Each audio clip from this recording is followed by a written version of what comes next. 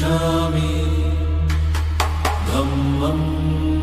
शरणं गच्छामि संघं शरणं गच्छामि